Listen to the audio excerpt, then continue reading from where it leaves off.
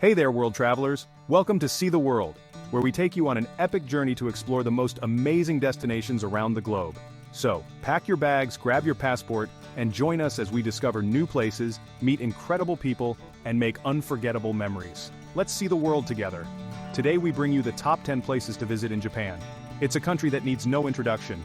From neon-drenched megacities to ancient temples shrouded in mist, this place is pure magic, and trust me, it's been sitting at the very top of my travel bucket list for years.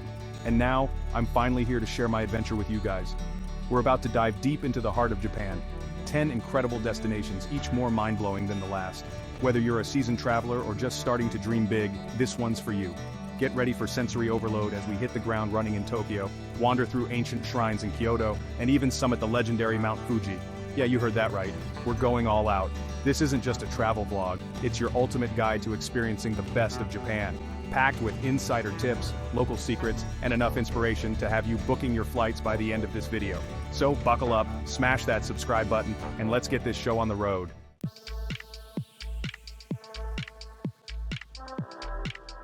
Tokyo. Where do I even begin? This city is like stepping into another dimension. It's a whirlwind of neon lights, towering skyscrapers, and a pace that'll leave you breathless. But in the best way possible, you know? First things first, you gotta experience the iconic Shibuya crossing. Imagine Times Square on steroids, thousands of people all crossing at once, and somehow it's not complete chaos. It's actually strangely mesmerizing. And just when you think you've reached peak sensory overload, you stumble upon a hidden oasis of calm, the Meiji Shrine. Dedicated to Emperor Meiji and Empress Shokin, this serene escape is like stepping back in time. The contrast between the bustling city and this tranquil sanctuary is mind-blowing. Trust me, you'll want to have your camera handy for this one. One thing I loved about Tokyo is how seamlessly it blends the ancient and the modern. You can be wandering through a centuries-old temple one minute, and then find yourself in a futuristic robot cafe the next. Speaking of temples, the Sensoji Temple in Asakusa is an absolute must-visit. It's Tokyo's oldest temple, and the energy here is something else. Make sure to try your luck with the omikuji, fortune-telling paper strips. But Tokyo isn't just about temples and technology. It's also a foodie paradise. From Michelin-starred sushi to steaming bowls of ramen, your taste buds are in for a serious treat. Look, I could spend hours talking about all the amazing food we had in Tokyo, but you gotta see it to believe it. Just come hungry, my friends. Very hungry.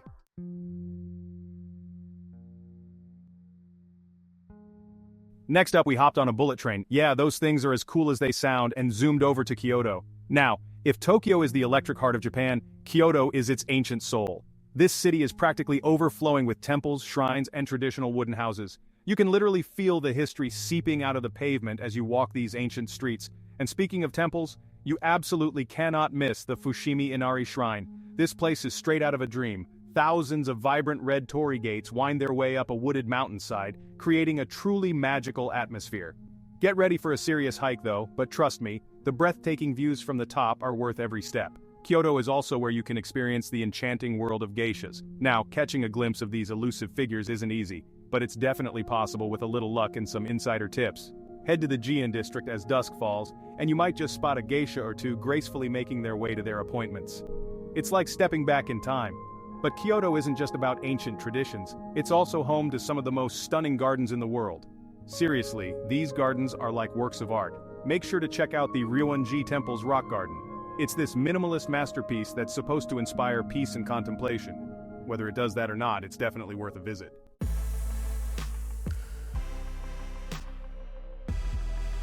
Alright guys, we're moving on from the tranquility of Kyoto to Osaka, a city that truly never sleeps.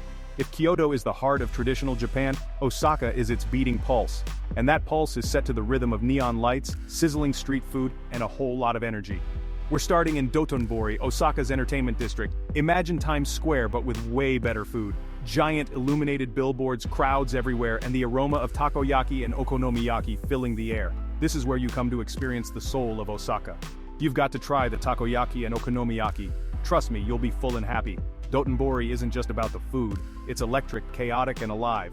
Now we're switching gears to Osaka Castle, a true icon of the city. Built in the 16th century, this castle has seen it all. Wars, fires, you name it. It's a symbol of resilience and power. The view from the top, breathtaking. You get a panoramic view of Osaka's skyline, a stark contrast from the bustling streets below. Osaka blends the old and the new seamlessly. Whether you're a history buff or just looking for incredible views, Osaka Castle is a must-visit. It's a journey through time, a chance to connect with Japan's past, and a reminder that some things are just built to last.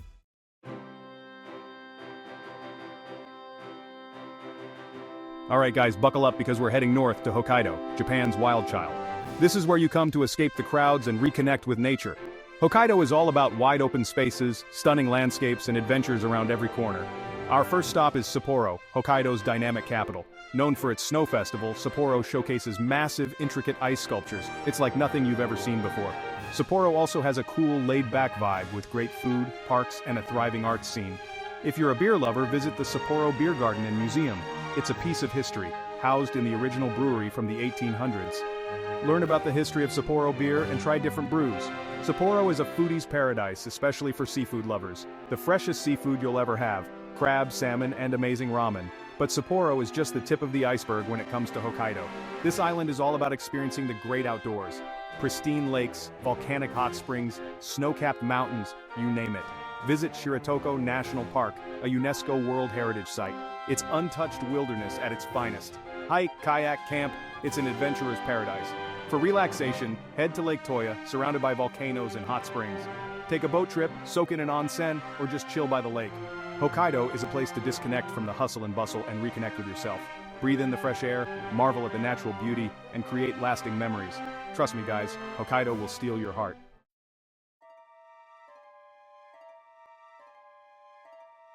Alright, from the wilds of Hokkaido, we're traveling to Nara, a city that's straight out of a fairy tale.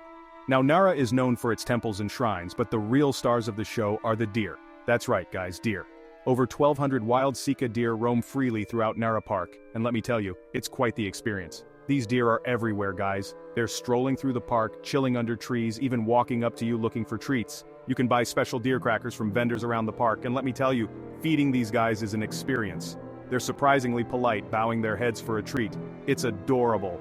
But Nara Park isn't just about the deer, it's also home to some of Japan's most impressive temples. Like Tadaiji Temple, which houses one of the largest bronze Buddha statues in the world. It's massive guys and incredibly impressive. The whole park has this peaceful, spiritual atmosphere. You're surrounded by history, nature, and these friendly deer. It's a unique experience to say the least. It's like stepping back in time, and it's something you won't find anywhere else. Now, while the deer and temples are definitely a highlight, Nara has a lot more to offer than just Nara Park. There are hidden temples tucked away in the hills, traditional gardens, and a charming old town that's just begging to be explored. One place you don't want to miss is Kasuga Taisha Shrine. It's famous for its thousands of bronze and stone lanterns, which are lit twice a year during special festivals. It's magical, guys. Imagine walking through a forest of lanterns. It's like something out of a dream. And if you're looking for the best view in Nara, you have to hike up Mount Wakakusa. It's a bit of a climb, but trust me, the view is worth it. You get a panoramic view of the entire city, Nara Park, and the surrounding mountains. It's breathtaking. Nara is a city that will surprise you.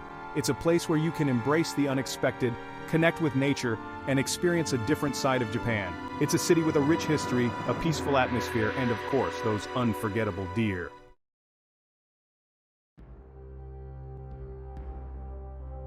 Alright guys, we're talking Mount Fuji. This isn't just a mountain, it's the mountain. I mean, this thing is iconic, the kind of place you see in pictures and dream about seeing in person. And let me tell you, seeing it up close, it's even more awe-inspiring. So I know what you're thinking, do I have to climb it? And listen, if you're up for the challenge, absolutely do it. It's tough, like really tough, but people do it every year. They say the sunrise from the top is unbelievable.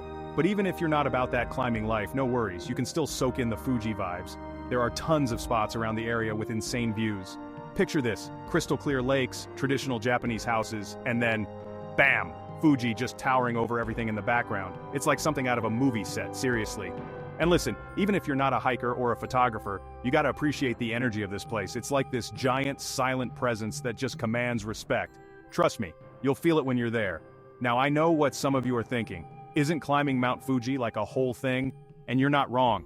It's a serious commitment. You gotta be prepared, you gotta be in shape, and honestly, you gotta be a little bit crazy. But here's the thing, even if you don't make it to the top, the journey itself is an experience. Think about it. You're hiking up the side of a volcano surrounded by incredible scenery, pushing your limits. It's the kind of adventure that stays with you long after you're back home, telling everyone about it.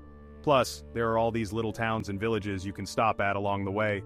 We're talking authentic Japanese food, traditional guest houses, the works. It's a whole cultural immersion thing. You can grab some amazing ramen, chat with some locals, maybe even learn a few Japanese phrases.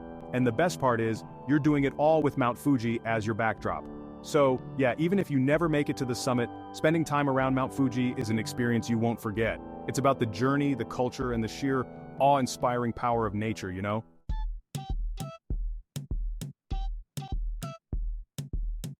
Okay, let's switch gears for a second and talk about Okinawa.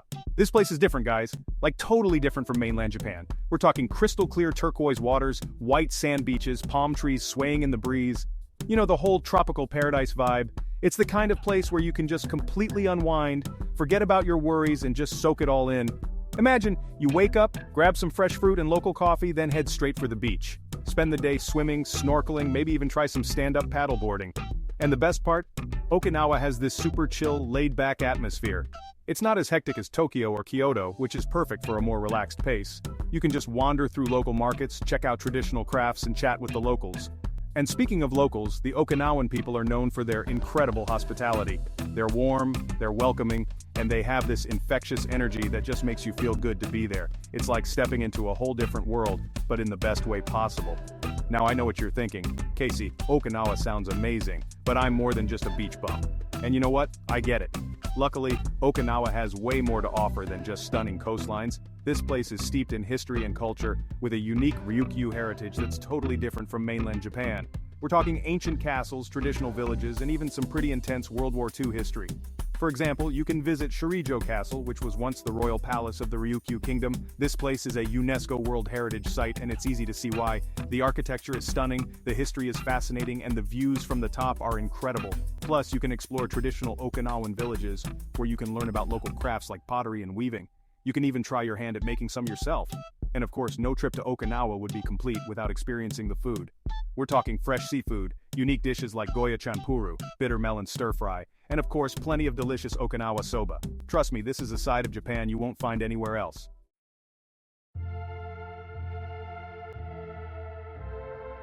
Alright guys, we're in Hiroshima. It's a city that needs no introduction, you know? It's heavy, man, knowing what went down here.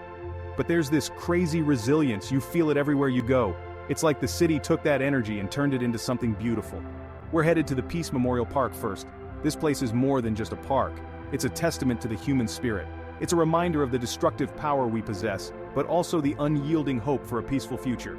You see the Genbaku Dome standing there, skeletal, a stark reminder of the atomic bomb. It's been left untouched since 1945. It's like this frozen moment in time, you know? Walking through the park, you feel this overwhelming sense of peace. It's almost surreal, considering its history. There's this energy here, a quiet strength that's hard to explain. The Hiroshima Peace Memorial Museum, man, it's tough but so important. It tells the story of what happened here, raw and unflinching. You see the artifacts, hear the stories, and it hits you hard, but it's not about dwelling on the past, it's about learning from it. The museum is a call to action, a reminder that we have a responsibility to strive for peace. It's heavy stuff, but crucial, you know what I mean? You see all these origami cranes everywhere. Thousands of them, they represent hope and healing. People from all over the world fold these cranes, man, and send them here. It's powerful. Hiroshima is a city forever marked by tragedy, but it refuses to be defined by it. It chooses hope, it chooses peace, and it's a message we all need to hear.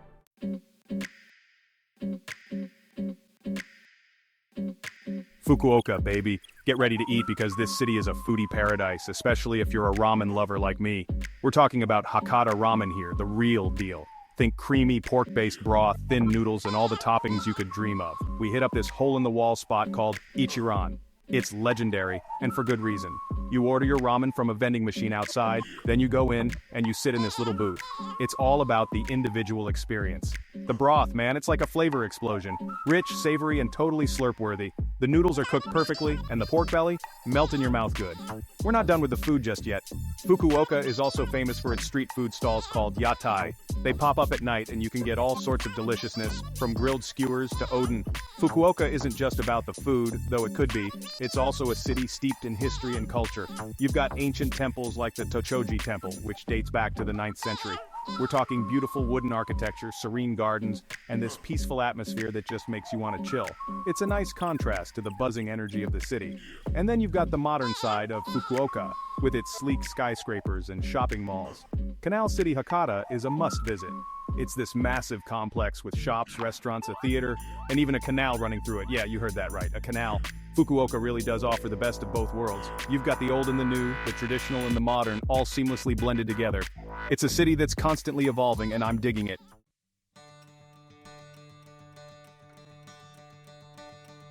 So there you have it, guys. Our whirlwind tour of Japan's top 10 must-visit spots. From the neon-drenched streets of Tokyo to the serene temples of Kyoto, the delicious street food of Osaka to the breathtaking beauty of Hokkaido, we've covered it all. We've explored ancient history, immersed ourselves in vibrant culture, and even climbed a freaking volcano. Japan, you've blown us away with your beauty, your kindness, and your endless charm. But most importantly, I want to hear from you guys. What was your favorite destination? Drop it in the comments below. Don't forget to smash that like button, subscribe to the channel for more travel adventures, and share this video with your friends. Until next time, peace out.